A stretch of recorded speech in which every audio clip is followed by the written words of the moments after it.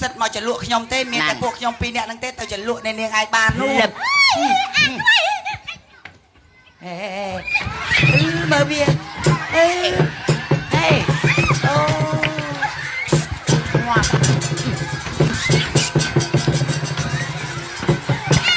ូយអាងាប់នេះអត់ជួយអញទេមួយទល់3លំទុនជង្គង់ហើយអាយកបោកអញចដាច់ចោលអញទៅចង់វាមិនសមនោះទេវាមិនសម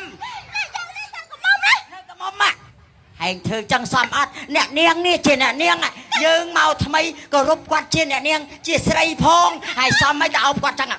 អត់ចឹងវាមិនសមនោះទេធ្វើចឹងវាអត់សមនេះអ្នកបំរើគេក៏ជាស្រីដែរបងគេបងយើងហើយសំមិនទៅអោបគ្នាចឹងសំអីទៅអោបចឹងហើយធ្វើចឹងដឹងអញក៏បានអោបបដោនេះថ្ងៃហ្នឹងហេងគ្រួចាបានអោបស្រីទាំងយប់មិនបាច់និយាយច្រើនទេលាសិនឲ្យពួកនាង3នាក់អាលួយមកកណាក្រោម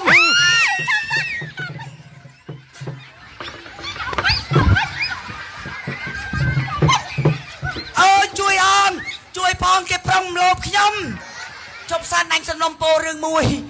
មុននឹងលោបអញទៅសុំទិញអូខេលេបសិនកំលោបអញតែគាត់ឲ្យអញហេតុនិយាយថាអញច្រើនម៉ាត់មកហើយតែអញមិនសូវខឹងប្រហែលទេណាតែអញខឹងហេងមិញហេងរឿងអីហេតុអីបានហេងចេះអញពួកមេអាលួយមកកណ្ដាលក្រោមចឹងហ៎អញខឹងអាប៉ុណ្ណឹងខឹងរឿងហ្នឹងឯង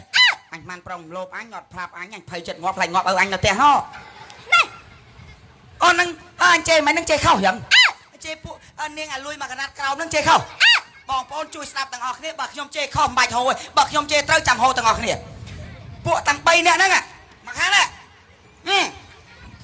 ថាមអាលួយមកកណ្ដាលក្រោម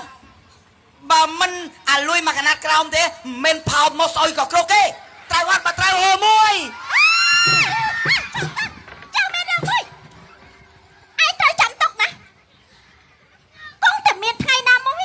យើងនឹងឲ្យឯងឈឺចាប់ជាទីបំផុតបើសិនជាឯងមានឪពុកនោះ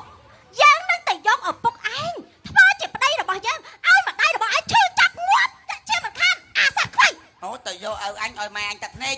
អរគុណហើយដែលបានទៅជួយយកឪខ្ញុំបើថាមុនទៅយកឪខ្ញុំនឹងទៅឲ្យទៅព្រោះឥឡូវឪខ្ញុំនៅក្នុងចែកដីគាត់